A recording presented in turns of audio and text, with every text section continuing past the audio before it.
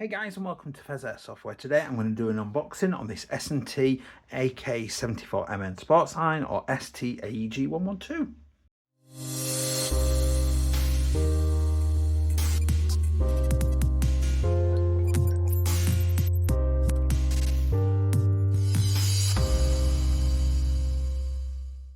Hey guys, and welcome back. If you do enjoy this content today, please do consider liking, commenting, and subscribing, because those interactions help me get seen by the YouTube algorithms.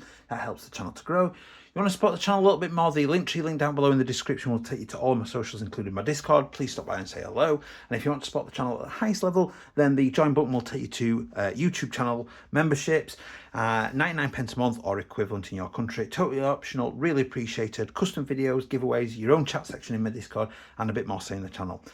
That's all out of the way. Let's get started. So I think I've done that many videos now. I can't remember. I'm pretty sure this is the first time I've had an S&T product of any kind.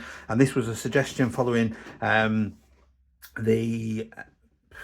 it the core? I think it was the Specna core AK, and somebody said, you know, have a look at this and see what you think. So we've got the S&T Sportline AK74, and now I actually thought I bought the 105 variant, but they've sent, and it even specifically says on the label on the end, it says AK105 Sports, but it's actually the full 74 from the retailer. Full sort of disclosure on this, I have done the disassembly already of this, because what I wanted to do was do the disassembly first, which I filmed, so that when I'm speaking about this, I can be honest and open and tell you what I have seen inside, so you can be more aware of what's going off in it as well. So I just wanted to sort of give you that full clarity. So the box itself then, nice little picture. Other than that, generic box, just a little bit of branding on there. Unfortunately, I can't get my camera high enough today. I believe my tripod's a little bit broken to get the whole thing in there. So opening the box up then, we do get a chrono card. Now this is saying 390 FPS, and that'll be on a 0.2 gram BB, I assume. Now what I will say is that is from the factory, so if you are buying one outside of the UK, that is the kind of FPS you are going to be looking at, is about 390 FPS. This one has been downgraded for UK limits, which we'll sort of also discuss shortly. And then we've got a manual, which is largely the correct manual for this piece of kit. I always like a disassembly diagram like that. They can be really helpful at times with things. So we've got that as well. We've got our high cap magazine with free BBs in it, everybody. Can't beat free BBs. And then we've got the AK. Now I am a fan of AKs as it is, so that's pretty nice. Some silica gel, no jamming rod though. So I'll get that out of the way. Okay, so now it obviously is the length of an AK-74 airsoft one. Now, but this is the Sportline, so it is majority polymer, and it is pretty damn light. Now, in a new feature, as suggested by people on my Discord, I've yet to get an interesting magnet. So if you have an idea for a magnet that you would like me to get hold of, you know, to make it interesting, let's keep it family friendly though, people. What I've got here is a work light torch, cheap little torch thing, and it is a magnetic bottom, so I can tell you what is and isn't metal on here. Now, I am aware that the vast majority of things on here are definitely polymer. The top cover is metal. The selector is metal. The charging handle is some sort of pot metal, because that's not sticky at all. The mag release and trigger guard is metal. The front block here is metal, but obviously not got any sort of iron content in it at all. The sort of part of this system here and the barrel are metal, but again, it's not getting any sort of magnetic action going off there. And then with the front sight is plastic, as is the muzzle brake as well. So everything else basically is plastic polymer on here. It's quite light, not as light as I was expecting it to be. There is still a good little bit of heft, which is actually mostly focused around where the gearbox is, which is what you would expect and I suppose hope for, really. It makes it a little bit more equal and easier to sort of wield and carry through the days. Now, obviously, the benefit of it being a polymer based is that it's a lot lighter and it's easier to carry, particularly if you're doing a whole day event and things. Where it's a bit of a drawback is that it tends to not put up with abuse quite as well. Now, with it being a folding stock, which it is, and we'll sort of do a tip to stock in a second, This plastic sort of hinge based system here is where I am concerned damage will occur, and I just think a good sort of whack, you know, that is 2 thin bits of plastic there with the sort of metal hinge in it. I just think you are asking for a bit of damage to happen fairly quickly and easily. So just keep that in mind when you're running these kind of things about. So we'll start at the front then. So we've got our AK style muzzle brake. That is plastic polymer. There is a little retaining pin there, but directly underneath this there is not that weird like 22mm and then a 14mm negative. It is straight to 14mm negative. So instead of coming off the usual way, which is lefty loosey, it is now lefty tighty, righty loosey for this, because it's a negative thread. Now, when you see the shooting tests, if you are going to remove this, watch out for this, because it's not retained in any way. The gas rod will just slide right out. Watch for that in the shooting video. With them moving back, we have got a metal outer barrel, but it's not obviously steel-based, metal-based. We've then got a partially plastic gas system, a further block plastic, I thought it was metal actually earlier, and then obviously all plastic or polymer, I keep saying plastic, I'll call it polymer handguard. We've then got a metal sort of rear sight block, and the rear sight obviously is a traditional AK style one, so you just adjust it up and down to suit whatever needs you've got. We've then got a metal top cover. Now I do like that not only is this side mount, and it's a metal side mount, which will accept standard AK side mounts as you want, but it's also screwed in so you can remove it if you wish, because particularly if you've got, well, as a fair warning, the stock is modified to sit around it, but if you put anything on it, you cannot lock the stock shut. We'll discuss the stock more in a second. So you've got the catch there, metal catch to lock the stock in place. But it's nice that we've got that side mount there that you can put optics on via that if you want. My preference usually is the little rear sight RIS rail unit that you can get. So the mag well then is sort of blank plated out to help locating your mag easy, and it goes in. Now I have got, as part of the shooting test, I've got oh, BB just rolling out, must have rolled up to the top of the mag. I have got a neutral flash mag and 2 kinds of SEMA. I've got a SEMA high cap and a SEMA mid cap, 2 sizes of SEMA mid cap actually, I believe, to try in it as well, to make sure and see how it feeds with those sort of things. Then we've got our traditional AK style pistol grip, nice bit of sort of texture in there, obviously nice to get hold of and things. Selector clicks really nicely into place. I'm not mega keen on the it's not got like a head, it's basically like finger tighten, grip tighten. I find that they can be a bit of a pain to keep tight and retain in there and things, so just obviously keep an eye on it during game days and stuff, that can come loose. And then coming to the stock, it is a folding type stock, so it's a polymer stock. So we're just going to press this button here and that folds it, and then we just click it onto the catch, and this button here is how we release it. Now it does drastically reduce the length, and particularly if you've gone to play CQB or something, you know, I'm pretty sure you're going to want to fold that stock and compress the size down, and it does take probably nearly a foot of length off it. So we're just going to click that button to open it back up. Now I am concerned about this hinge, that it is just 2 plastic loops that are keeping us, you know, safe. I'm a little bit concerned about that. I'm not convinced that that will take, but the Specna impressed me, you know, that took as much. Maybe this will surprise me as well. We'll see in time. Now, one of the features you may have noticed then from me wielding about is if I remove the top cover, no, it's not the mini Tamiya. A Dean's would have been much better option there. And I'll explain why when we do the batteries and things.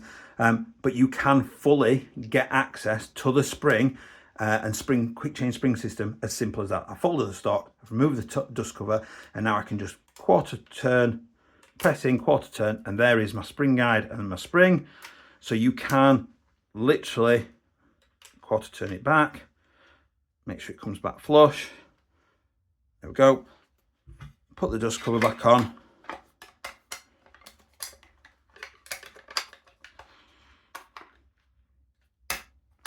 There we go. lock the top back out, and it's as simple as that. We've changed the spring. Now, so far, from what I've seen internally, fairly solidly built, decent gear set, metal tooth piston, an attempt to make it shim in. You know, it doesn't look too bad. Nothing's blowing me away, but don't forget, you know, let's not forget this was a budget option, so it's not too bad. So I'm going to do the usual shooting test, the rate of fire for 7.4 and 11.1, the chrono and the range test, and I will be back in a second.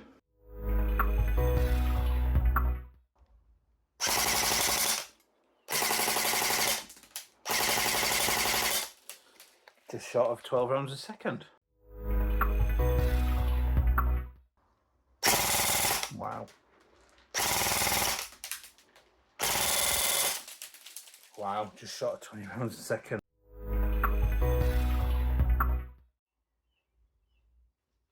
S&T chrono .2s, no hop.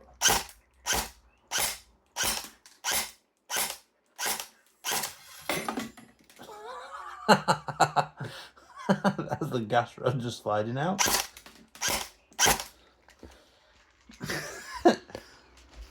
I didn't chrono. I chronoed that randomly, like a 2-3-2, like a real one-off. Let's start that again.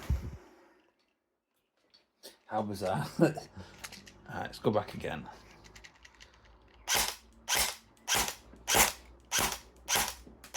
Yeah, just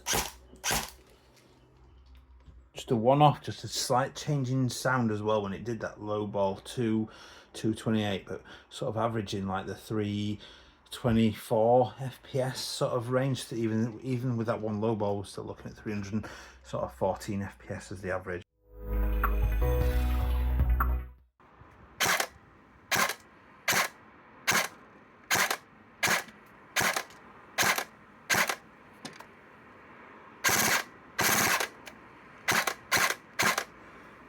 So I am back then. So range didn't set the world on fire. The Specna was significantly better in terms of range by some considerable distance. We're sort of 40 plus-ish meters. It did act a little bit like a JG, where it starts off worse. There's obviously a little bit of something on the hot rubber. It bedded in, it got better, but it still just wasn't amazing. So you're looking at about 40 plus meters range, which is enough, you know, for most people in most circumstances. Again, keep in mind it was a budget piece, you know, level your expectations in line with what you've paid for it, sort of thing. Rate of fire then, 7.4, fairly standard, just short of 12 rounds a second. The microphone makes it sound a little bit more scratchy than it actually is. A little bit scratchy, probably needs a little bit of motor adjustment, but not too bad. Obviously, the 11.1 is where it came alive, and we just got that sort of like, ooh, niceness to it. Sort of 18-ish rounds a second, 19 rounds a second. It fed lovely with its own mag, as you would expect. It fed lovely with the new Prol flash mag and the SEMA high cap and the SEMA mid caps as well, with absolutely no issues whatsoever. So I was really happy with that. So there is a variety of brands there for you to go at. The chrono then, obviously it's been set for UK limits. We were, both times of those 10 shots, we got just a random low ball for no reason. Now the compression in the piston is very good, with the cylinder is very, very good. They have got a plastic, go on Pheas, air nozzle on there, and the seal isn't great with that. Maybe it's just that seating itself a little bit differently now and again. I wouldn't have thought that you'd notice much difference. Maybe your shot drops off a little bit sooner, but range is controlled by your hop, rubber and barrel, and not by the FPS that you're doing. Keep that in mind. The FPS just gets the BB there quicker. The hop unit and the barrel control how far it will go. So just keep that in mind. So other than that, fairly happy. Was hoping for a little bit more out of the range, particularly after the Specna, and I'd possibly said that the Specna core was a little bit better than this, which I should have released that video before this one, hopefully, he says. So batteries then. In fact, we'll do gloved operation first. Now, once again, I am in a position where I cannot find my bloody normal boxing ones. So I've got my normal skirmishing gloves, which are my Oakley out of production, I think with it SI standard issue gloves, I believe, or something. And there's fluff and all sorts on them. Ew. There we go. So, got my gloves on. Now, I am perfectly happy to say I can definitely miss the maglet there. I can get that in and out. In terms of the magazine, I can open the hatch and I can load it and wind it. We'll discuss that again shortly. I can fold the stock, lock it, reopen it. I can definitely shoulder it. I can pretend to charge it. The selector's fine. The trigger's fine. The mag release was fine. I can open the top cover, dust cover. Sorry, don't flame me. And get into the hop. Again, it's a typical AK slider. I'm not going to be able to easily do it with my gloves. I can possibly do it. It's taking a little bit of faffing. Now, maybe that's a question mark around that one. But generally speaking, I can operate most of that with ease. Coming back to magazines then, I did say this is a high cap. Please do not fill a high cap up via this tube here. That's where the BBs load out of. You open this hatch, you pour your BBs in. They should never come from the floor or from your pocket. They should always be from the bag or bottle that you bought them in, basically. And then keep your magazine largely upright, and you've got a winding wheel underneath. Now on AK mags, they roll backwards, and you're just going to keep winding, and you'll see the BBs come up to the top, and you keep winding, and you'll get to a point where that winding will produce like a click sound. That indicates that the spring in there is fully wound. As you are letting BBs go, every 30-40 rounds, just wind it back in, and eventually, you know, you'll learn doing it automatically, because if you don't, you could end up with dead man's click, where you pull the trigger and the mag's not wound and nothing's coming out. You will get to a point where there are not enough BBs to maintain pressure on that spring, so the spring will unwind and you will hear the noise. I'm not going to make that noise because he who knows who he is likes to wind me up about the noise that the mag makes. Apologise, slight pause then. My phone suddenly decided that it wanted to activate the voice search for some reason. So mags, that was explained. Batteries then. Now, these are the two that I usually do the rate of fire check on. So we've got a Nuprol 2200 milliamp 7.4. Now I don't expect that or the 11.1 definitely won't go in. And I will talk about Tamiya now. When Tamiya connectors are brand new, they are fine. They maintain a good connection, and there is little or negligible difference between them and a Dean's connector, which is these ones, like the T-style ones.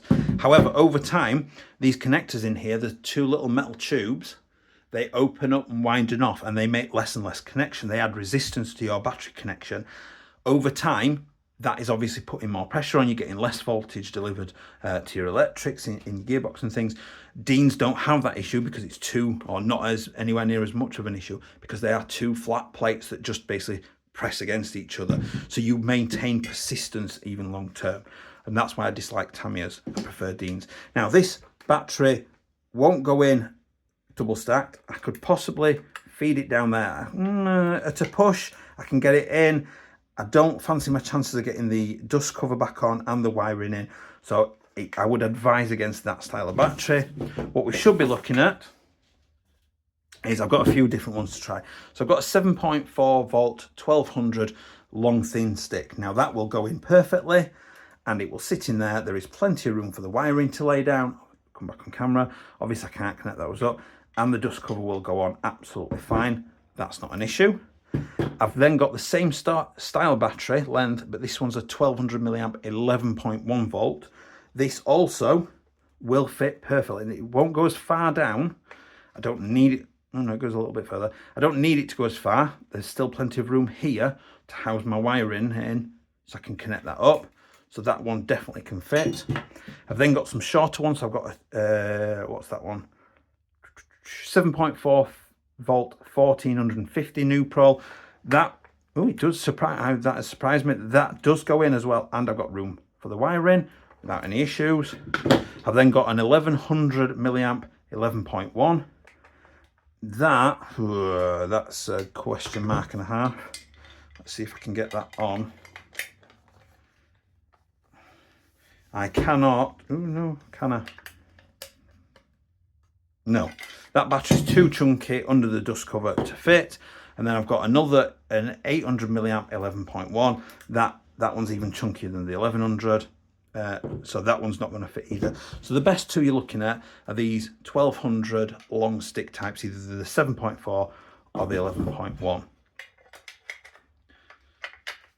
So let's just check. Commented on the hop is the AK style slider. So the further forward it is, the more the hop is off. The further you push it back, the more hop you're applying. It didn't require an awful lot of hop to hop 2.5s, which is what I do the range test with.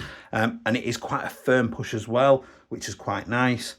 Other than that, fairly happy with it. You know, temper your expectations to the sort of price that you're paying for it. It's not terrible.